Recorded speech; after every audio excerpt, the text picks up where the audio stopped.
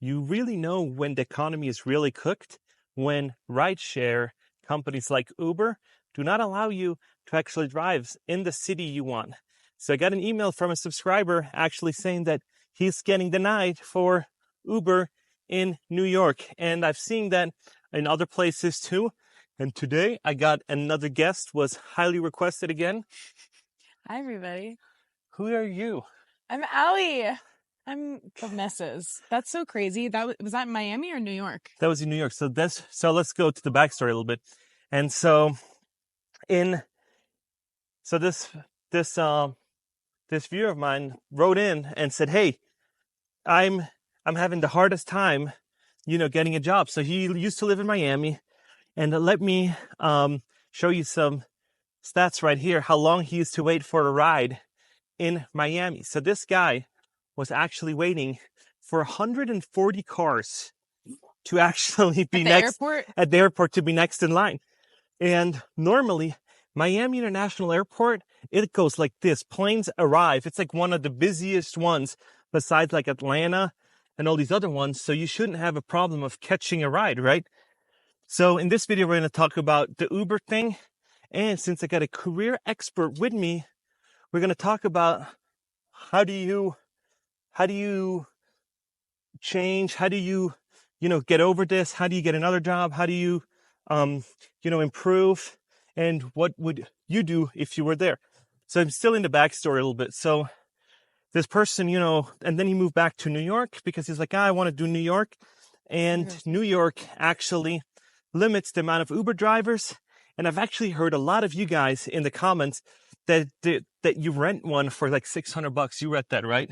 Yeah. Yeah. So you need to rent like a plaque, something. Yeah.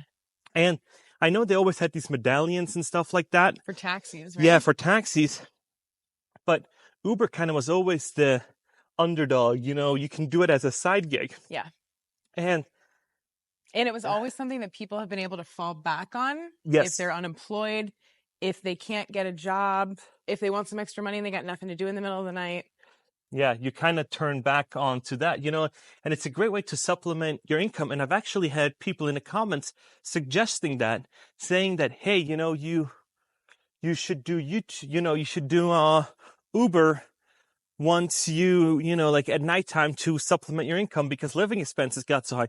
Well, if you live in New York, that is not an option for you in the stars, right? There's no option for you to do that anymore.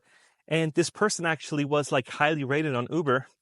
And so let me put in the video of how bad the Uber lines are in Miami and how cheap you can actually get one because there's like no money in it now. And I read another article, and I have the article right up here, and it said that this person in New York used to make for 10 hours, about $300 to $350 an hour a day.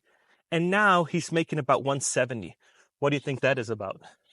I mean, I would be curious what the data looks like for how many new Uber drivers sign up to be drivers every month. But they don't take anymore. But I know, but I bet the graph has gone like this, and then suddenly they're like, all right, it's too saturated. There's not enough. There has to be like a certain number of riders and drivers for the economy of Uber to work, right? Yeah, but why do you think that people can't just get another? So there, you either ride the subway in New York, or you'd ride the bus, or you then do Uber. Or you walk. Or you walk. Yep. But in New York, Ubers are like, I remember you and me were in New York, and an Uber is so convenient, Yeah. But it's, like, what would you do, if you're in that situation where because people make that a living. And I've seen riders, like even going from Las Vegas, from my house to the airport, people had like 5,000 reviews, 5 stars. And, they did so many rides. 50,000 rides. Yeah, like 50,000 rides, crazy, something like it. So what do you do when your job isn't, profitable anymore? What do you do? I mean, you either have to raise your expenses somewhere else or significantly you have to raise your income somehow somewhere else or lower your expenses, like immediately. But this guy's making $300 a day, and now he's making $170. So about $200 missing, and he's still working the same amount of time. So Yeah. what do? You build a personal brand and start taking rides from people, from other people, and say, hey, if you ever need a ride, call me directly and I can do it. How do you... So here would be my advice. I would encourage people to try out sales jobs, sales development representative or SDR. And then another version is business development representative or BDR. Those are entry-level sales roles where you can make commission. And I don't think you need a lot of skills, but if you can Flexible or not? Sure, of course, probably work from home. There's a lot of sales jobs. So I have a podcast coming out this week where I talk with sales career coach Hillary Zombeck, Yeah. and we talk a lot about how you can break into sales if you are like not making ends meet doing what you're doing and you want to switch to something where there is massive career growth opportunities and you don't need a whole lot of experience or education or skills besides being hungry to get into it. Okay. But see, I feel like, when you were an Uber driver, you had all these, it was like, hey, I can take care of my kids when they go to bed. I can drive 2 hours for Uber and, and then stop it whenever I want. I heard of something that was really neat, actually, and I don't know what it's called, but it's being an Uber driver for pharmacies. Oh. I heard that is a lot more lucrative, and medication delivery. And you don't have to deal with customers or riders. Medication delivery. If anybody knows what that's called, comment below. I don't know. It's probably just like medical driver. I don't know. But that's something that I heard was very lucrative and not as much of a pain in the butt as Uber. So yeah, when you look at the whole picture of the Uber economy, people travel to New York, people travel to Miami. And once you have no money and your credit card's maxed out, you can't get an Uber, you can't travel to New York, you can't travel to Miami. And then you see 150 cars ahead of you waiting for a ride pickup at the airport. And it's funny because I've seen that with Hertz rental cars. Yeah. Hertz actually dropped their prices for rental cars by like 50%. Just, like the dates that I used to go on are like now 50% cheaper than a year ago. So this is not like scientific or anything else. It's just like, me just like looking at it a little bit and try to figure it out. And I was like, oh man, these prices came down a lot. And we were just on a trip and we rented a nice BMW X5, super nice one for like 40 bucks a day from the airport, what I feel like is unheard of. Yeah. Because I remember it used to be like $100+ a day. Remember, it was like $100 a shitty car. 2 years ago, the rental car market was crazy. And I feel like we've been watching the rental car market for the last like 5 years since COVID. And it's kind of been a good temperature check for the economy. Yeah. Because people rent cars when they travel for business, if business is going well, or for pleasure, if you want to go on vacation. The business isn't going well because the economy stinks. And you're not going on vacation because you can't afford it. Rental cars are going to be probably, I don't know, in the trash. So I just did a poll earlier today, and it looks like 30% of people that are traveling right now are putting it on a credit card and are going to pay it off quicker than not. And like 60 to 70% are saying that they're not taking out credit card debt to fund their vacation. So it would have been interesting to see a year or so ago, because I'm going to do the same poll next year at the same time to see how the dynamic changes, Mm-hmm. So I can see, hey, we're doing better this year than we did last year. Yeah. It's not that scientific because you can just click on it, but it's like any other survey, because I did, remember I used to do surveys I tried out to do surveys. When I had a side hustle? Yeah, because I tried to do YouTube. Like, this is like probably my 10th attempt at YouTube. I did, I did skits. We did vlogging. We did travel vlogging. We did car vlogging. We did Airbnb maintenance videos. Yeah, I did. Like, you can go back on my channel and you can actually see all of, I think I've uploaded like 900 videos. And when you go look at my analytics, once I deleted like all of them, and it got like 500,000 views got deleted because I just was like, oh, this ain't going nowhere. So this is like one of my craziest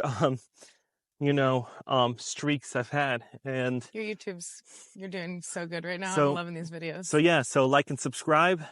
And I'm on Spotify now. I'm on Rumble. I'm on all these other platforms.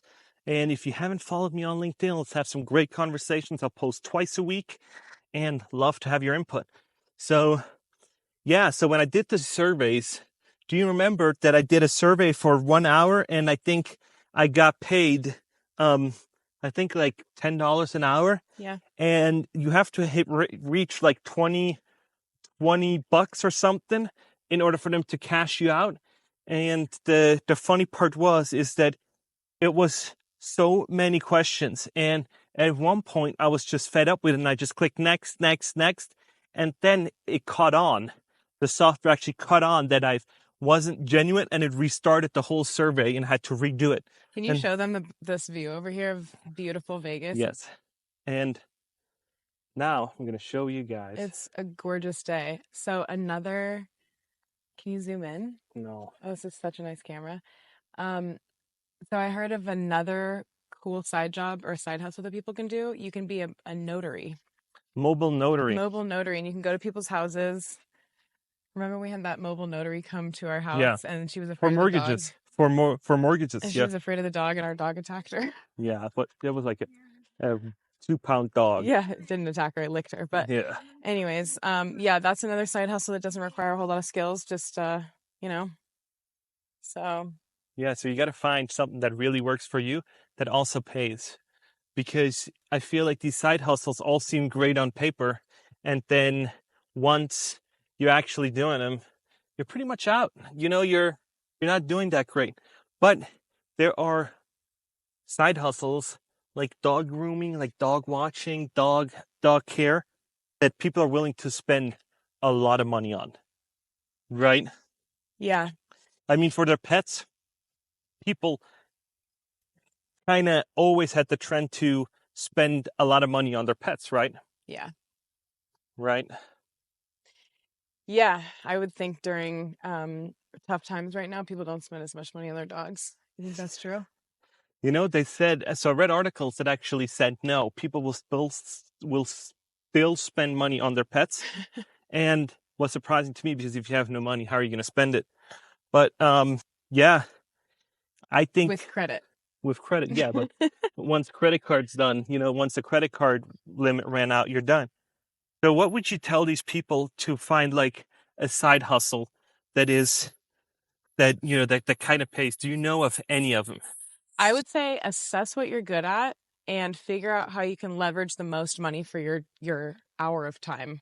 Yeah. So waitressing job might be $14 an hour where you live, and Uber might be only $9 an hour where you live. But a mobile notary, if you became that, or a pharmaceutical medical driver, maybe that's $28 an hour.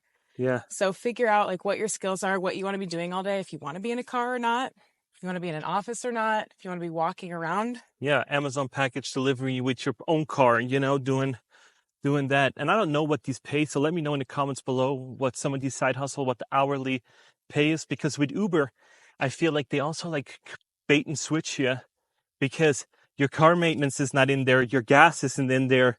They'll tell you, oh, it's $11 for like a 20-minute ride. And when you do the numbers, you're actually losing money on the deal because car depreciation, gas, wear and tear on tires. You know what I think would be really rough as an Uber driver? Where do you go to the bathroom? You just stop at any gas station. Yeah, and then you lose money. Every time you stop, you're losing potential money. Hey, I don't know. If you're at the airport, you can go to the airport because there's 150 cars in front of you. Yeah. Right. You can do some. Right. Or a diaper. I'm sure some people wear diapers. Nah. Oh? Nah. But yeah, it's tough now. It's really tough. The whole economy is like, I feel like we're in free fall. I think we're hanging on by a thread, and I think what's going to happen with the election coming up, it's going to be a really turbulent few months, but I think things will settle down after the election regardless of who's elected. It always does. It always gets real crazy during an election year, and everybody's like holding on tight to their wallets, and it's really hard to separate people from their money, but then it kind of smooths over. Yeah. And we get to like ride it out for another 4 years of presidency. So Hang in there, everybody. Yeah, let me know if you're still job searching, what you're going through right now, because community's everything. And I do feel like if you have people that are in it and are kind to each other, then it's going to be way, way easier than when you're just by yourself. And it's just when you have all these obstacles in your way, when you're like, oh my gosh, I can't get the Uber ride, you can't get that.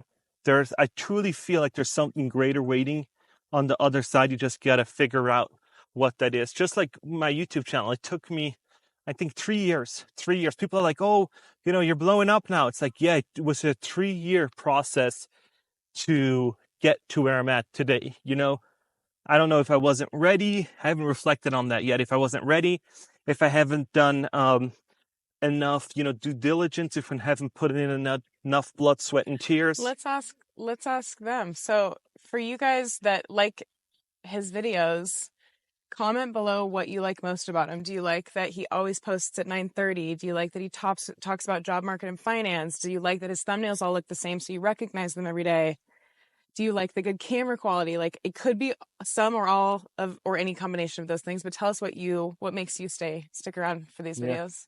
And if you don't want to do any of that and just leave a funny comment and just say something funny about my looks, appearance, whatever, hey, I'll take that too. I love having fun in the comment section with you guys. As you know, I am We love your comments. We read them to each other every day and we just laugh and we love when you guys engage. It's so fun. so humorous. Yeah, somebody asked if I was, some crazy person on the internet, and I said, yeah, that's my parents. And he said, that was the best comeback ever. And I was like, I hope that made your day. And he was like, yeah, it did. And so that's what I'm trying to do, to inspire people to just, have a good day, to do better, to think a little bit outside the box, and have, and if I can inspire a few people on here on the interweb, then the world will be a better place because of it. You inspire me every day. Thanks. So yeah, yep. This is it. I'm gonna cut the video now. My hand is falling off because I have this long, long stick. Look at that. Got this long stick, and the Wow. counterweight is so crazy. But hey, I appreciate you guys, and I'll see you in the next one.